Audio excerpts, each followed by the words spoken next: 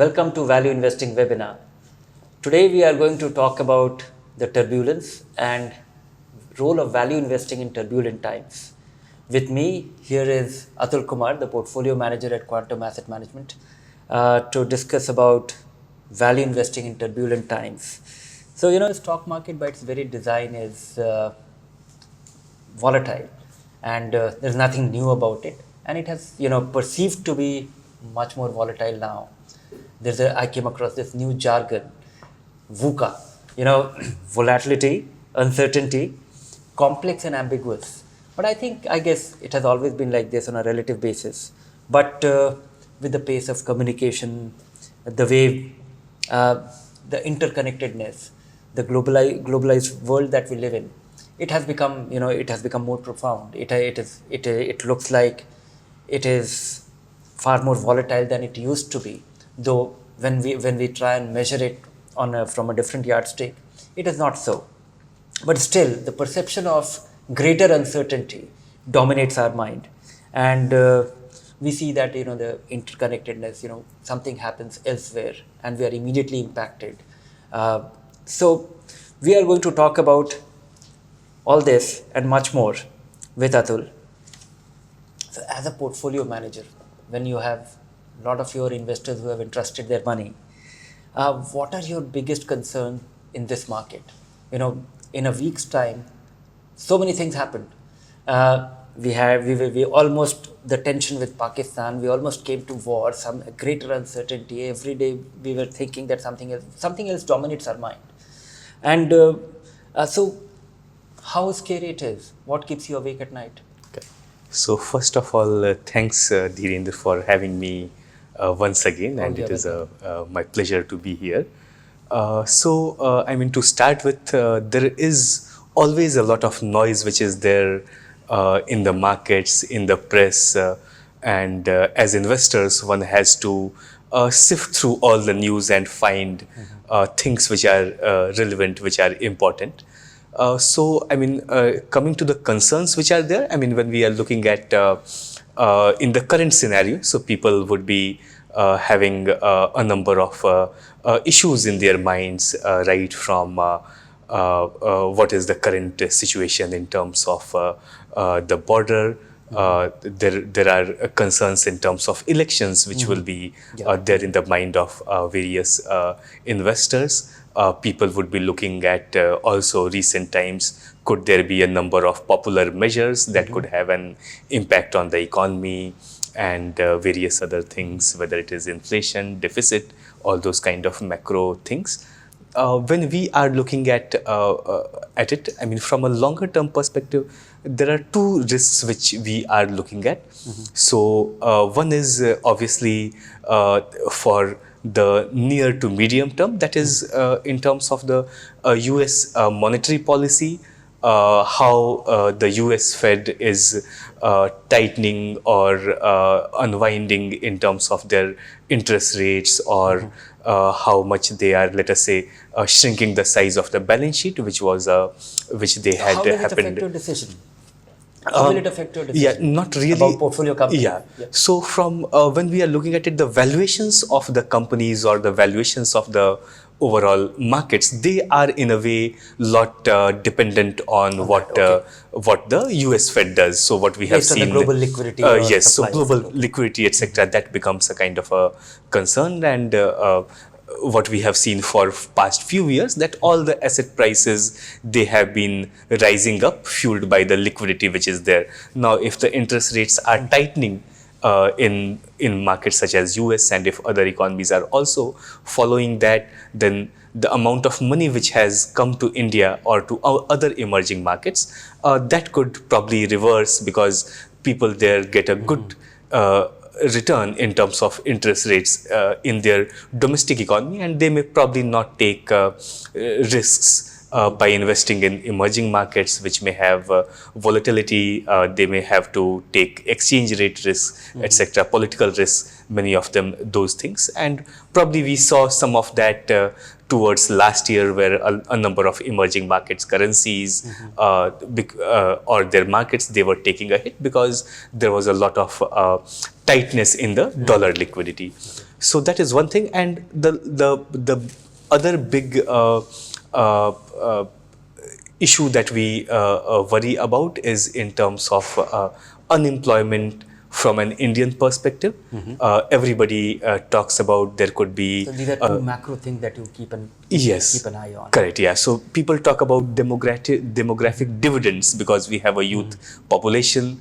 There are about 10 million people who are coming out of the education system and joining the workforce. Now, if we are not able to create right jobs for them, then there would be an unemployment kind of a problem. All these people, they are young, energetic, have high aspirations, and they are connected through mobile phones. So there could be social unrest. That is now the unrest is even in some of the Western markets. For example, in the US, there are a number of people who are retiring, and we talk about problems in terms of pensions, that the pensions, etc., may not be able to fully support. There could be some kind of, let us say, their pensions could be underfunded or that side.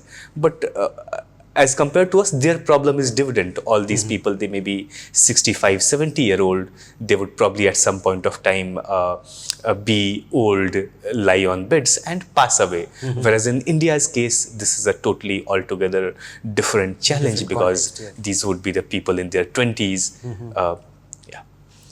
So while this whole tension with Pakistan happened, how much it was part of your early morning meetings? Yes, so I mean, obviously, as a citizen, one would be concerned in terms of. But as a professional fund manager, correct, yeah. responsible So for as managing, a how much professional, was contributing to your thinking in terms of reviewing your portfolio, doing something about it? we would not be so much concerned in terms of from a portfolio perspective. Because we are at the end of the day long-term bottom-up investors.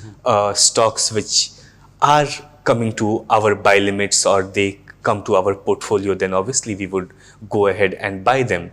And frankly, I mean, these things would not have so much relevance from a long-term perspective.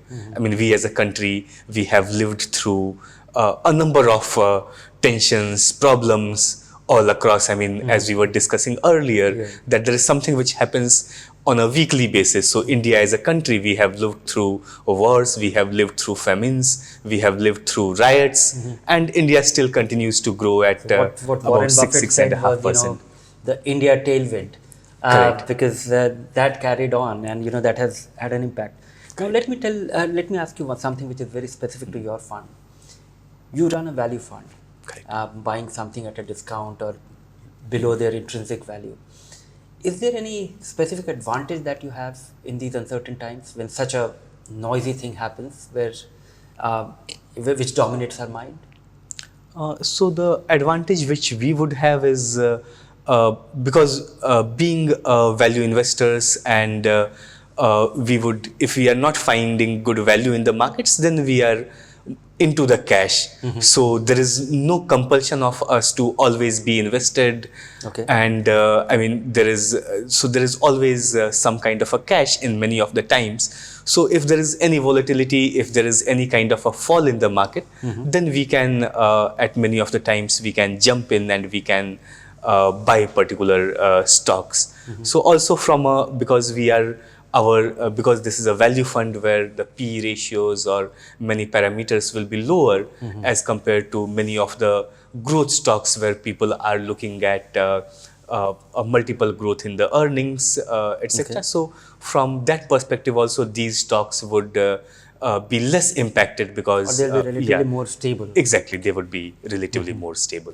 So, this idea of value investing was propounded many decades back, and that was a time when the world was not as connected as it is now. Correct. Today we see that businesses are connected, something happens somewhere and our dependence or interconnectedness of business markets has an impact. The exchange rates are quite meaningful. Every country has a huge partnership of trade. So in that sense, do you think that all the things that was propounded many decades back, the basic tenets of value investing, in view of this greater uncertainty, a new, completely very complex dimension added to businesses, your value investing needs a revisit, or it is still valid today? Uh, I would look at it that probably the interconnectedness which has been there in the markets, probably many a times it can offer much higher opportunities to people who are prepared to take advantage. So you are saying volatility is good. Yeah, to a certain extent, Okay. because let us just discuss the most recent example, which was, let us say, 2008 crisis, which was there. Now, if you look at that particular period, the Indian markets, they had fallen from levels of 20,000 to maybe about 7,000 on the Sensex level. So there was a big fall because people, there was people were pulling out their money. There was a lot of uncertainty at the global level, but this uncertainty or pulling out was much more on the financial markets, right? And the financial markets, they are a derivative of the real economy. So, but when we are looking at the real economy, we have seen that India did not really slow down except for maybe a couple of quarters where the GDP numbers were bad, but very soon we bounced back. And you look at any particular number, or let us say the India's consumption, whether it's across various industries, that has only grown. So the financial economy, which is a derivative that many a times dominates the real economy, but I think that over a period of time things find sense, and the money which is going out, that at some point of time returns, because the underlying economy still is very strong. You look at across industries. And of course, the economy did not shrink to 50% of its scale. Correct. The way the Sensex did, or more than 50%. Yeah. Correct, yeah. And many of us, for us, for example, it was a great opportunity to deploy our cash, because before that the markets were But at that is levels, what actually crosses my mind, that is also that the converse is also as true, that when markets go up by 40% in 2007, then also the economy hasn't bloated or has grown in size at that pace. Correct. So it's basically a course correction, isn't it? Yes, but then as a value investor, probably one can sift through all the data, probably And keep off. Correct, keep exactly, away. yeah, probably. So if you keep away, then you don't lose. You don't gain, and you also don't lose. So Yes. you are back to the square one. To a In the reasonable sense extent, that, yes. in the sense that probably when there is a lot of risk on, then you are not playing into that. Okay. And in the sense that you are not bagging into many of the stocks, let us say, which could have gone up not just by the 40%, but there were stocks which were going up by 80%, 100% as well. Okay. So, from a relative The frothy perspective, part of the market you exactly, kept away. is you keep away from that, and you try to be much more sensible in terms of what you want to buy, and you keep cash on the sidelines because the valuations are on this thing, and when the opportunity comes, then Waiting one for can the opportunity. exactly get into that. So thank you very much, Atul. Now I'm moving to the questions which a lot of investors have posted for you. Karangia, I hope I have spelled his name right. What is asking, what is the difference between contra, value and special situations fund? Correct. So I would say that the value part, we look at lower in terms of price which we are willing to pay. Company so for which a in your particular impression is, or your understanding is of higher value and available cheap. Correct, that's Okay. right. Yeah, Okay. the contra could be little different in the sense that they could be looking at maybe something is going down, and they would like to buy that. Probably that would be my understanding of that. Yeah, something which is out of favor Exactly. and somebody is taking a bet on Yeah, that. Okay. whereas a value, we as value guys would obviously we would note that something is going down, but the next step would be to do much more research on that. That is the company could, is it a temporary problem? is it much more a cyclical kind of a problem, or is it a Permanent problem permanent kind of a problem? And then based on that, and special situations is, as the name says, that there could be some particular Anything extraordinary happening to a company, a turnaround, a buyout, or something which is causing an opportunity. Sure. Samit is asking that how can I assess a stock whether a stock is overvalued or undervalued? Now give him the formula. Correct. Yeah. So obviously, I mean, it's never so easy. It's not that easy. Correct. Exactly. We can look But at. still, if you can give 3-4 things one should start from. Yeah, I mean, one thing is obviously in terms of relative valuations, that you look at a particular sector and Any one how. variable which you start with? I mean, we would be looking at a number of things, which is in terms of One thing. valuations. Yeah, it Tell would me be the one P- thing which will be the starting point. Correct. Yeah, maybe the P of the stock or price to book number Relative to other companies, yeah, or relative to its own past history. Correct. Yeah, that would be one That thing. would be one Dividend thing. yield. Yeah, obviously it's not Okay. one metric, but then a mix of metrics, and looking at how it is doing versus what its peers are doing probably could be the one way of looking at it. How it is doing vis-a-vis the overall the benchmark or the broader market could be other, because there is also sometimes a particular sector itself could be very, very overvalued, or let us say it is trading at a very to phrase it properly, trading at a relatively rich valuation as compared to many other stocks in the sector.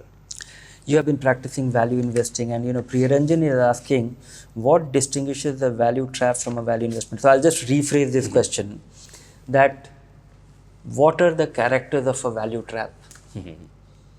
Yeah, so at the end of the day, there has to be, for any particular value stock, there has to be a particular trigger for the earning growth, or I mean, because if the company is not going to do well, I mean, probably it is going to remain at the same levels, or it may probably fall even further from the current levels, at which it is. So there has to be some kind of a element which can turn around Just the give me an earnings.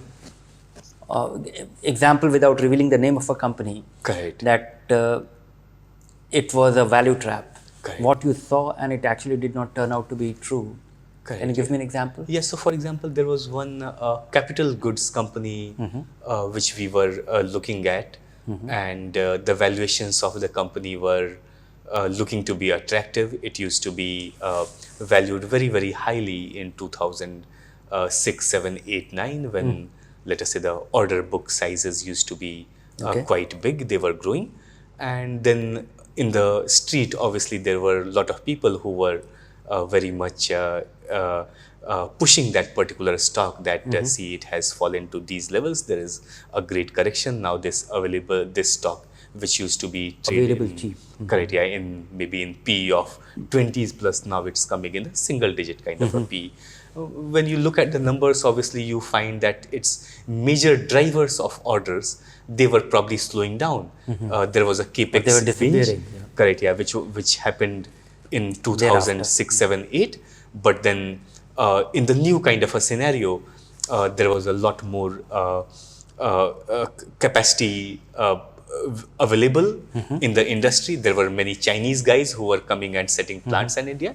And on top of that, the ordering activity which was there, probably in the new era, the ordering activity became 1/3 or 1/4 of where it was. So things change. So Correct. it turned out to be a value trap. What looked like very valuable, the underlying dynamics changed. Correct, yeah. So even though the valuations are So you looking have to cheap, keep an eye on the environment of what is it. So the future was discounted in the stock price well ahead of time. It was Correct. rightly a value, justifiably remained a value. correct, yeah. So until unless you find some kind of a catalyst to that company, to the earnings, to something which is changing. Okay. I mean, as long as that is not there, probably. So one has to spend a lot of time to understand that, okay, some stock is down now, but then whether it's down because of cyclical reasons, or are there structural changes which are happening on the industry?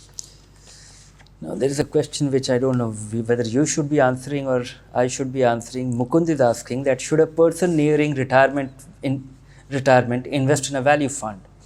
How about setting up an SWP from a value fund in the absence of any other pension or regular income? I think it's best suited for you to answer. Yeah, I would say that yes, it's a good idea first to be uh, to be investing in equity to set up a SWP. But you have to be careful about 2-3 things while setting up an SIP for a crucial money which is your retirement money. There are 2-3 advantages of this. One is that equity is the only asset which is linked to real economy. So, and your idea is that your substantial part of your investment should be beating inflation, should be beating fixed income, should generate more return than that, and only equity can do it. So that's one. The other is the caution that you have to exercise is that you have to, at any cost, eliminate the possibility of catching a market high with such a crucial money. And so, never, even if you have to set up your SWP, never invest at one go. Never invest a large sum of money one fine day. Spread it over the next, 12 months, 18 months, 24 months, so that you, even if it amounts to missing an opportunity, it is worth it. It is worthwhile because with this money, your attitude to any big decline will be devastating. Third is that should you be investing in a value fund? Yes, absolutely. They turn out to be more conservative. They are less racy, and so in that sense, the fund manager is also going to take care of with his cash allocation and other things. Will take a conservative stance, and that is good for you. And if you do this, and the fourth most important, in fact, that will be the most important thing, which is don't have a withdrawal plan of more than 7%, 6 to 7% of your capital. Because if you have a higher withdrawal rate, you run the risk of consuming your capital in a down market. And in 2-3 years' time, enough buffer will be created that, because only by doing this 6 to 7% withdrawal rate, you run the possibility of reducing the chance of consuming your capital. That apart, this will provide you an opportunity that your capital will rise over time and you will have an inflation adjusted pension provided for it, because in 2-3 years time you are assuming that you are investing 20 lakh rupees and withdrawing 7% from that. Now that 20 lakh after the 7% withdrawal becomes 23 lakh rupees in 2-3 years time. So the 7% of that 23 lakh rupees, when you revise your pension or revise your withdrawal rate, it will be 7% of the higher capital.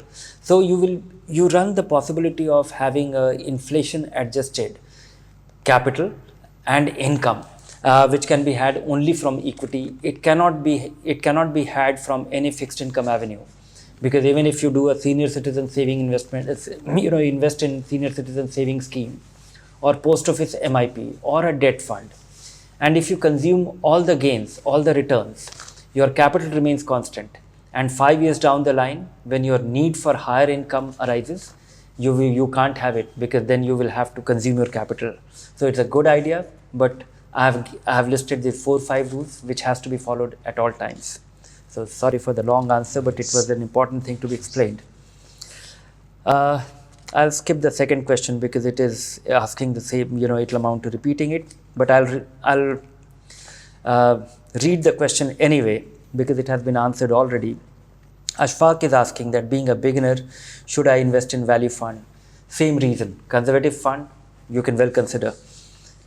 Now, Darshan is asking, would it be right to say that value funds give better returns only during turbulent times and underperform other categories during normal times? Yes, so the experience which we have seen is the value funds, they would underperform when the markets are becoming much more frothy. Mm-hmm. So in times where they are stable or whether declining, or even when there is a up move kind of a thing, value funds tend to do well because you are backing a good, in a difficult market they do well. In a mad market, they don't do well. Yeah, exactly. In a mad market, they would write yes, put by you. This question comes from Amit. I'm investing in 3 value funds through SIP. Besides this, I also have some SIPs running in large, mid, and multi-cap fund. Is it fine to have this many value fund? I think I'll have to intervene here once again. Amit, don't invest in too many funds. And having 2-3 funds is good enough. If you have 3 value funds, besides that you have the large cap fund, you have the multi cap fund, you have the mid cap fund, there is a possibility that if you look at the underlying portfolio by virtue of having all these funds, that you have an index fund, and you are incurring the cost of actively managed fund, which is higher than an index fund, which can cost you only 10 basis point, and you will be guaranteed of matching the index, never beating it, never underperforming it. So I would say get selective. Try and choose the best of the lot. In fact, and for large cap, I would say that the large cap funds have lost the plot. So make your portfolio with a mid cap, multi cap, and a value fund, and 3 funds will get you distinct advantage. Focus. At the same time, you will be interested. Having fewer fund also makes ensures that you are not drifting with your portfolio. Many a times we become there's an inertia. We just think that something is doing well, something is doing poorly. It doesn't matter. Not much amount invested there. Once you have some meaningful amount, you are interested, you will act or you will worry, and 2-3 funds will do the job better for you. Sunil is asking another question, which is, in case of equity fund, we use standard deviation, Sharpe ratio, beta and alpha to measure the performance. What ratios shall we consider while looking at the value fund? I think those variables are just as relevant, if at all you use it, but mutual fund investors should actually do without doing many of these things. Yeah, I mean, from an institutional, people would probably look at even portfolio characteristics. Maybe how does the fund's P, is it lower than the overall markets? Whether the price to book value, is it lower than the markets? Is the dividend yield higher than it is? But then those would be the very, very sophisticated kind of institutional investors, pensions, etc., which they are considering. As you rightly say, for another person, I mean, probably these would be as good how it is doing. Now, Jagdish has a question, and he's actually asking a tip from you. That would it be right to invest only when the Nifty PE is less than 20? Do you do this? The Nifty PE or the overall benchmark PEs, probably they hide more than they reveal. For example, if you are looking in the current context, there are maybe 1 or 2 sectors which are priced very, very richly. And that will be taking up. Yeah, that will be taking out. And on the other side, there will be many, many stocks in the benchmark which would be priced on the very, very low side, probably. It could be so I mean, it would not be a right benchmark. So benchmark PE may not be useful. Puneet is asking that while investing in value-oriented fund, should I invest regularly, or will it be wise to hold or stop fresh investment whenever the market goes up? So should he wait to time the market? I think so. What we have realized is that timing the market for the retail investor is difficult. But you can do it. Difficult. In the sense that we in a limited way, you attempt to in the do sense that what we look at is that is the stock below the limit which I would like to buy. So there are some kind of a discipline which is inbuilt. But then the investors who are investing in us, probably they do not need to worry, because for them, even if the markets are high, we would be sitting at, let us say, low cash, and vice versa. So for the investor, we are already doing the job for holding cash on behalf of him or her. Okay. Thank you, Atul, for being here and sharing your insights and how to invest in turbulent times and value investing in turbulent times. Thank you, viewers, for being with us with Value Investing webinar.